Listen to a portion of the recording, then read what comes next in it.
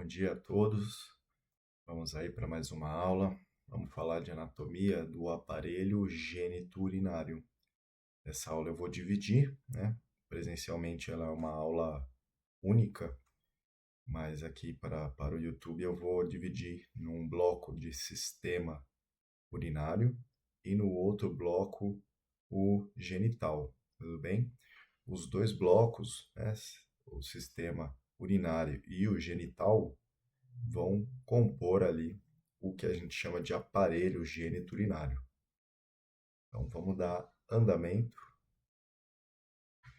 falando aí, introduzindo sobre o sistema urinário, o que nós temos, né? Nós temos os órgãos com a função de armazenar e excretar a urina. A urina é uma forma líquida de desprender as excretas e o que o corpo não consegue conter, né? E não tem outra forma de eliminação. Quando a gente pensa em excreção de metabólitos, essa excreção ela pode ser feita de outras formas, por exemplo, por meio do suor ou por meio das fezes. Quando eu penso na urina, estou pensando na forma mais eficiente de filtrar essas excretas do sangue, principalmente a ureia e a amônia, que elas não podem se acumular na corrente sanguínea. Tá? Então, é uma forma eficiente de eliminar o máximo da ureia e da amônia com a menor quantidade de urina, perfeito? Sem perder líquido, né? Então, o objetivo desse sistema é produzir e armazenar a urina e desprendê-la e eliminá-la do corpo, conservando os líquidos. Então, ele está associado ao equilíbrio eletrolítico, né? Que é o equilíbrio dos cátions e ânions da nossa corrente sanguínea. O equilíbrio e controle da pressão arterial também é uma função desse sistema urinário, assim como o pH do sangue. Atua na filtração sanguínea, né? Filtração sanguínea, como um processo que nós vamos ver simplesmente, né? Bem superficialmente mais para frente aí. E a excreção de resíduos, né? Excreção das excretas, né? Eliminação das excretas metabólicas. Lembrando que essa aula não é focada em fisiologia, é apenas focado realmente na morfologia do sistema, da anatomia das suas regiões, né? Quais são os órgãos que vão compor esse sistema? Os rins, que são pares, né? Então nós vamos ter dois, o direito e o esquerdo. Os uréteres, que conectam o rim até a bexiga urinária, são dois. A bexiga urinária, que contém e conserva a urina em seu interior, e a uretra. Né? A uretra, que é o canal que faz a eliminação dessa urina para fora do corpo. Que no homem ela vai ter uma dupla função e na mulher ela vai ser separada. Então agora uma vista associada a outros órgãos, né? Principalmente aqui a gente vê o fígado e o seu volume na cavidade abdominal. Então nós notamos que o rim direito ele se encontra levemente abaixo que o esquerdo por conta da relação que ele tem com o próprio fígado. Então a massa do lobo direito do fígado acaba por comprimir esse rim direito levemente inferior do que o esquerdo, né? Tanto é que na face posterior do lobo direito do fígado nós temos a impressão renal, né? A marca da impressão que fica o rim encostado nesse fígado. Nós vemos também o chapéuzinho do rim, que é a glândula suprarrenal ou adrenal. Nós vemos a relação do rim com os vasos, os grandes vasos abdominais, a aorta abdominal, a artéria aorta abdominal e a veia cava inferior em sua porção também abdominal.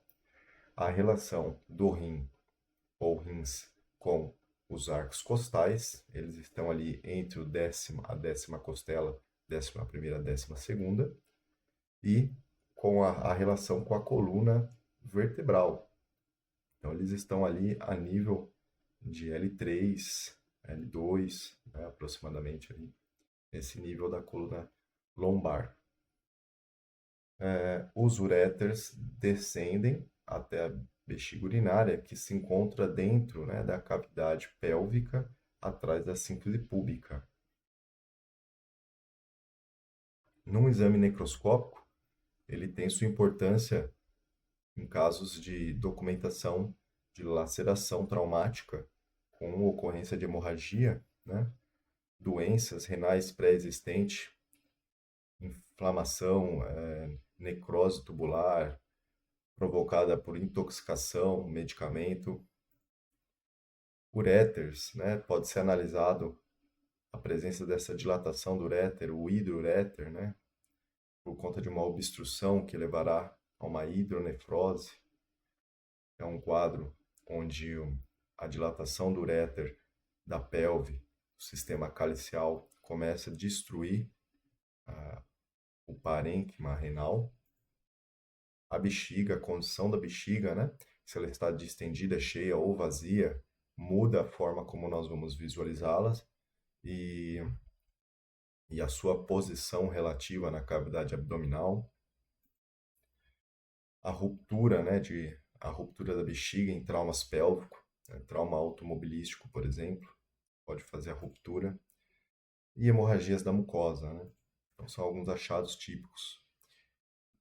Os rins são órgãos localizados no retroperitônio, então eles estão encostados nas costas, atrás da cavidade peritoneal, e as suas funções são filtrar o sangue, produzir a urina, regular os eletrólitos, o volume e a pressão arterial, né? O volume de líquido no sangue, a pressão de líquido, produz um hormônio chamado eritropoetina, que controla a produção de glóbulos vermelhos.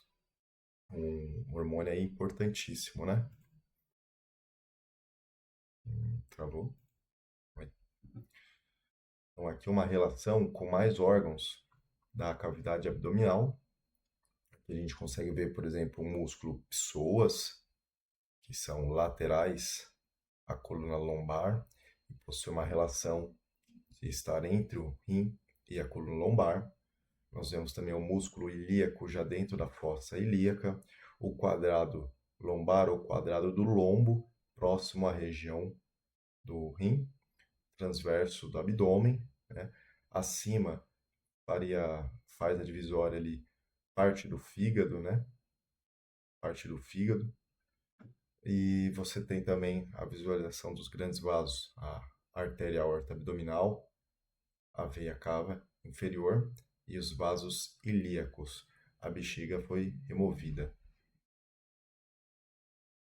Agora falando em relação à cavidade abdominal, essa que a gente viu, né?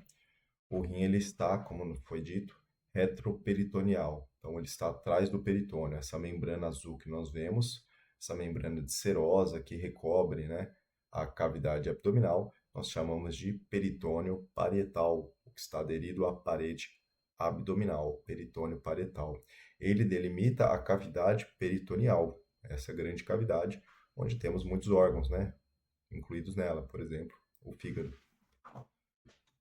O rim ele se encontra atrás de tudo isso, né? Então ele está atrás desse peritônio parietal e ele é envolvido por uma gordura que a gente vai chamar de gordura pararenal, dividida pela fáscia renal e guarda outra gordura, que é o tecido adiposo perirenal. Então ele, além de estar atrás do peritônio, ele possui uma camada de gordura protetora, né, que o isola, né, o protege, ele é um órgão sensível e vital. Então ele vai ter dois corpos adiposos, o pararenal e o perirenal, sendo divididos pela fáscia renal. Essa fáscia renal divide o corpo adiposo ali, esse tecido adiposo, em pararenal, o mais externo, e perirenal, o mais interno.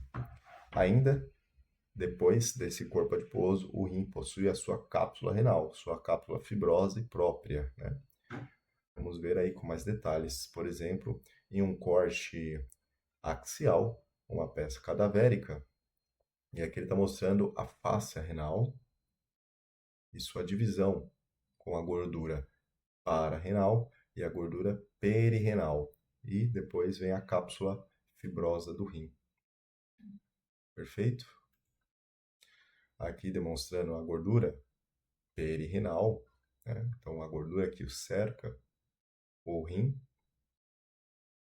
sua cápsula adiposa, né? O corpo adiposo que envolve os rins e a glândula suprarrenais preenche a região conhecida como lojas renais. A loja renal é a posição em que ocupa o rim no retroperitônio. E a fáscia renal é um tecido conjuntivo, né, que circunscreve a cápsula adiposa, ou seja, fecha ela, fecha a cápsula adiposa, né, do rim e alguns órgãos abdominais associados. Tá? Então, a fáscia renal, ela compacta o rim com a sua gordura perirenal, conforme nós vimos na ilustração passada. Depois de remover, né, toda essa camada de gordura pararenal, fáscia renal e perirenal, tem a cápsula fibrosa própria do rim, né, que o envolve. É mais uma camada de proteção contra infecções, né, contra choques e trauma. É uma delgada cápsula própria do rim, formada de um tecido conjuntivo denso. Tá? E chegando agora para a anatomia própria do rim, nós vamos ver aí em um corte coronal as principais regiões anatômicas desse rim. Né? Quais são essas principais partes que a gente encontra cortando, fazendo esse corte aí e dando nome a essas divisões internas do rim, né? Abaixo da cápsula renal. Nós vamos ter o córtex renal, a região mais externa e adjacente em contato com a cápsula renal, certo? Então, logo abaixo dessa cápsula renal, a cápsula fibrosa do rim, você encontra o córtex renal. A medula renal, medula é um nome em anatomia, quer dizer interno, né? No meio, no profundo, né? Algo como um miolo. Então, a medula dá uma ideia de algo dentro, né? Algo como um miolo, certo? É um termo muito usado em anatomia para determinar algo que é interno, né? Então, você tem o córtex externamente, o córtex renal, e internamente você tem a medula renal, que é essa região mais corada, né? Medula renal. As pirâmides renais são encontradas na medula renal.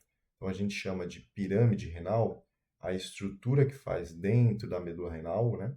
Onde há um ápice direcionado para a região interna e a base direcionada para a região cortical. Então a gente chama aqui, ó, de base da pirâmide, que ela é mais larga e próxima à cortical, e o ápice da pirâmide é a região voltada para o centro do rim, né? O centro mais interno do rim, voltada para as papilas renais, né? As pirâmides desembocam na papila renal.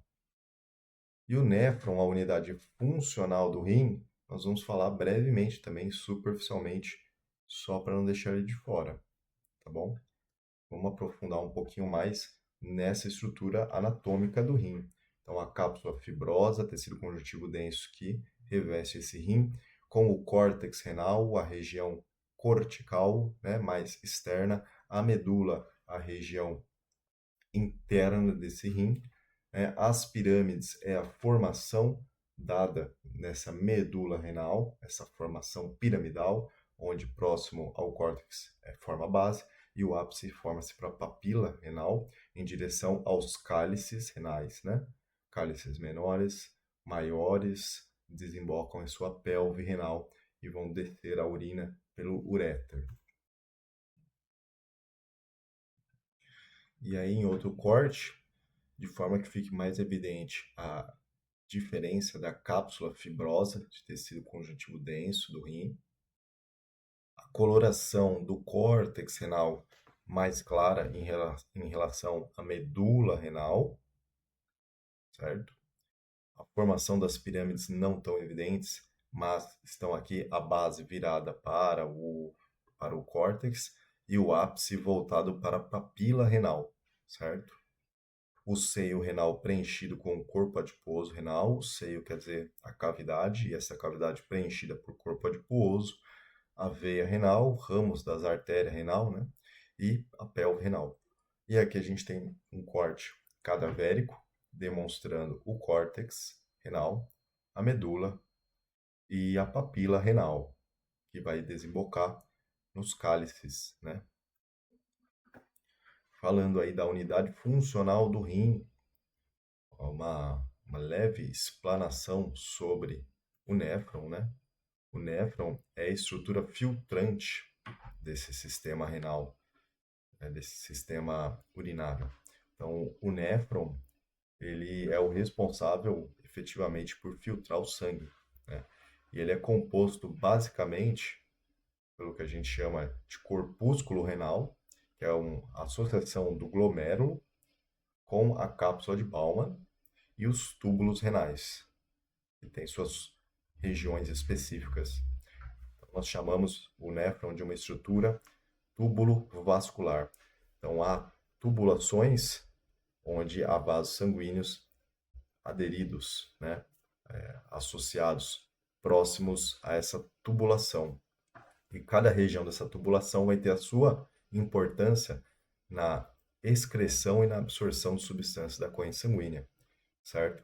Então, tudo começa por meio da artéria renal, que vai formar aqui no glomérulo renal as arteríolas do glomérulo, né? Então, aqui nós vamos ter o primeiro ponto aqui de filtração, no caso, o glomérulo renal, que entra nessa cápsula de Bowman, vai acontecer um evento de filtração, o conjunto do glomérulo com a cápsula nós vamos chamar de corpúsculo.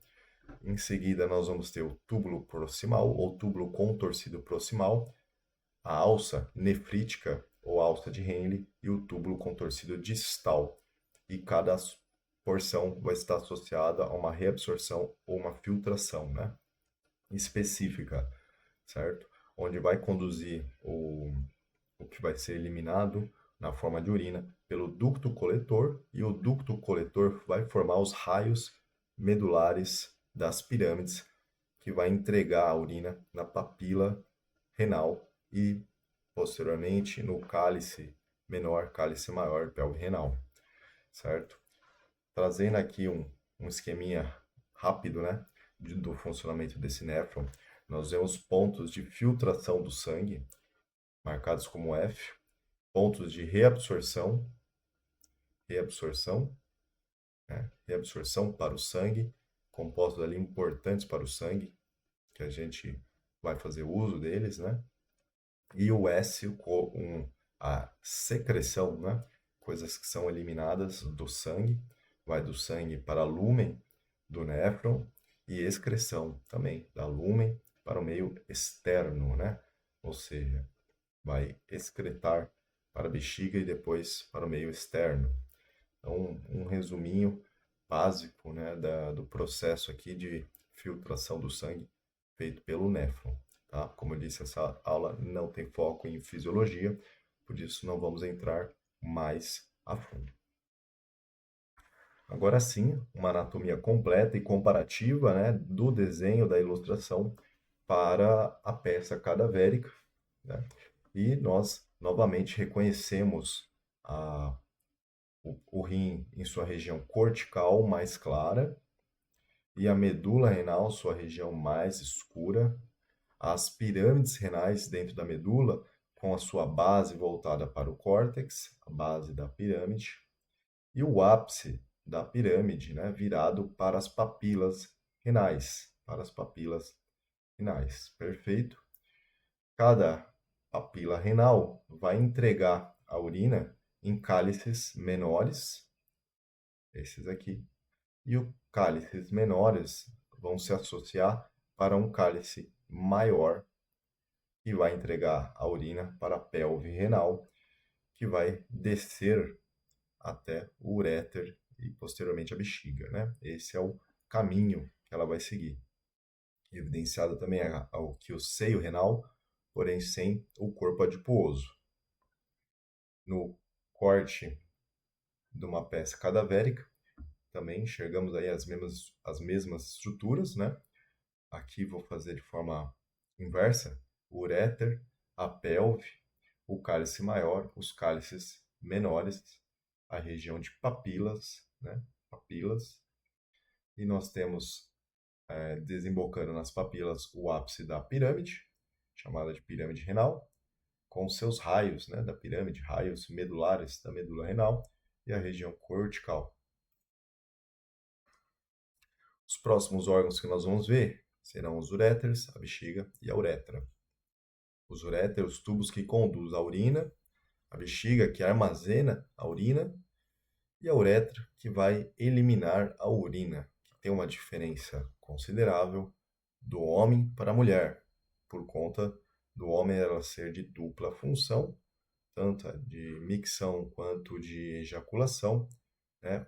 O pênis sendo o órgão da cópula masculino, ele tem o seu tamanho diferenciado de, da estrutura feminina, né? A uretra feminina, ela tem em torno de 4 centímetros e o homem tem a sua uretra ali dentro do corpo cavernoso, corpo esponjoso do pênis, por isso que a uretra masculina é maior, né?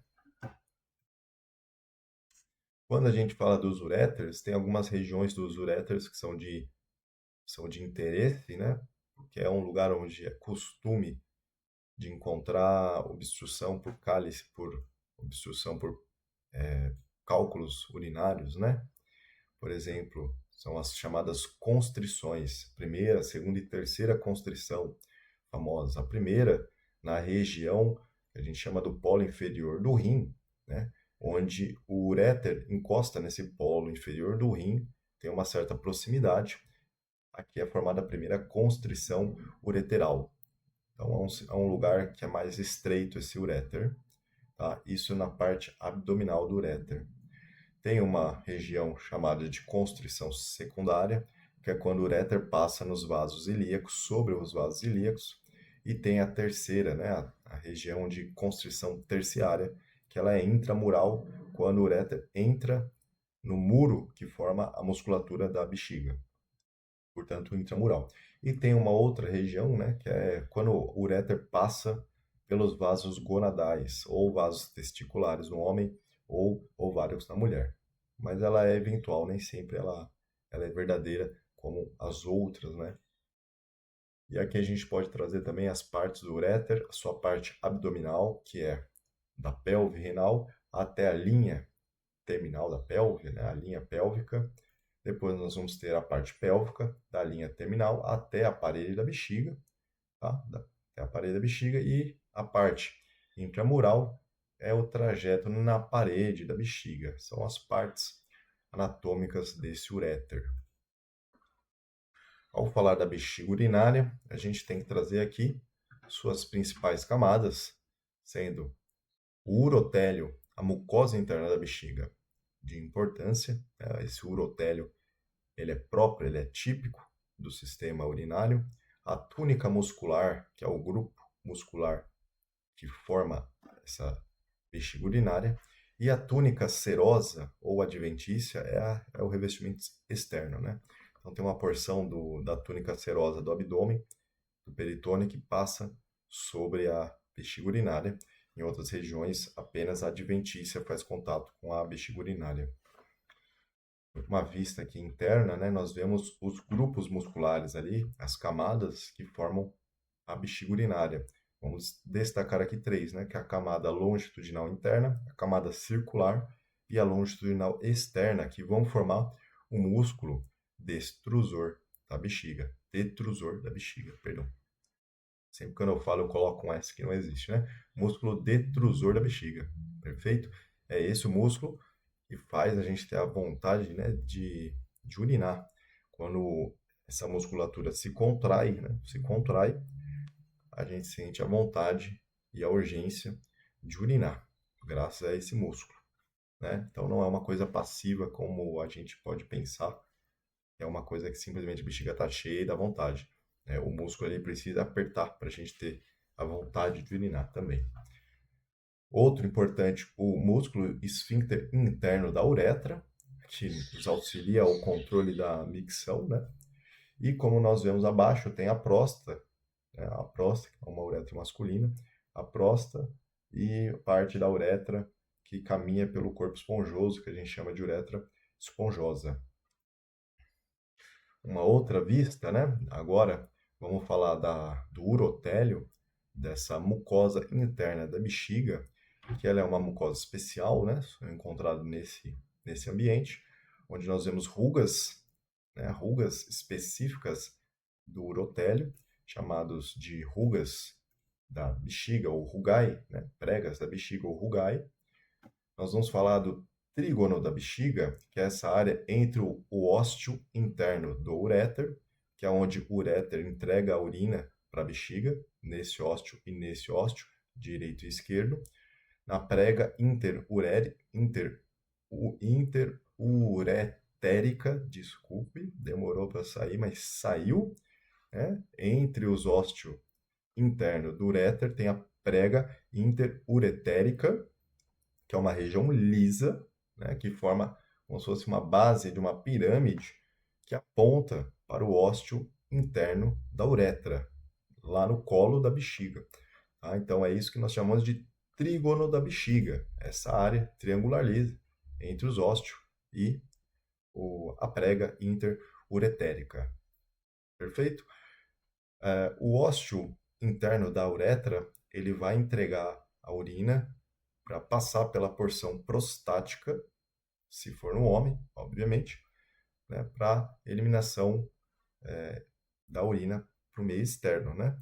E aí a gente vê a relação que existe no homem, né, do aparelho geniturinário, do sistema urinário com o sistema genital ou reprodutor masculino, né? Essa proximidade da próstata, um órgão típico associado ao sistema reprodutor masculino, com a bexiga associado ao sistema renal e à eliminação dessa urina.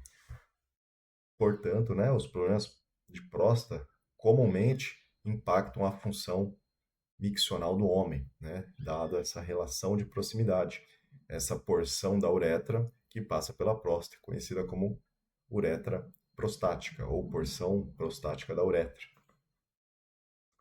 Então, a uretra ela possui suas divisões, né? A uretra no homem ela é de dupla função. Ela faz a micção e a ejaculação. Ela possui uma porção pré-prostática, né, que a gente chama de intramural, que está basicamente no colo da bexiga. É a uretra em sua parte intramural, certo? Do ósteo interno da uretra até chegar na parte prostática. Ela possui a parte prostática, que é a uretra que atravessa a próstata, a uretra membranosa, né, que ela é intermediária, ela atravessa os músculos do diafragma urogenital, né, do assoalho pélvico.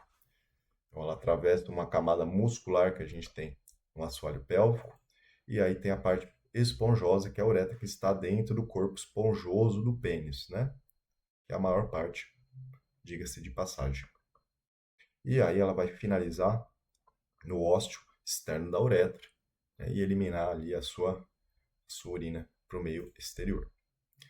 Agora, algumas curiosidades aqui, né? Por exemplo, uns achados aqui de um rim em ferradura, é um achado incomum, perfeito? Um rim em ferradura. Temos aqui um rim lobulado, né? Então ele tem algumas lobulações um pouquinho diferentes, então é um atípico. Aqui já é um rim com pedras, né? São cálculos renais. Então dá para ver aqui os cálculos incrustados nesse sistema calicial. Aqui um rim que sofreu infartos, né? Por trombo, por embolização, enfim. Então aqui é um ponto de infarto renal, né? Aqui. Um rim com doença policística hereditária e policística adquirida. Bem bonitinho, né? Cálculo renal, né? Uma espécie de cálculo renal e outro de outro material, né? Comumente os cálculos são de oxalato de cálcio, carbonato de cálcio, né? O conteúdo urinário, ele traz informações à necrópsia, né? Portanto, é extraído, né, o conteúdo urinário, tá? Para uma análise. Você verifica aqui a bexiga urinária dilatada, né, cheia. Então, nós temos uma bexiga dilatada, né, cheia. Um pouquinho da membrana do peritônio, isso é a região que cobre a bexiga urinária. E aí finalizamos aqui a parte do sistema urinário. E eu vou fechar aqui para fazer no próximo vídeo o sistema genital. Valeu?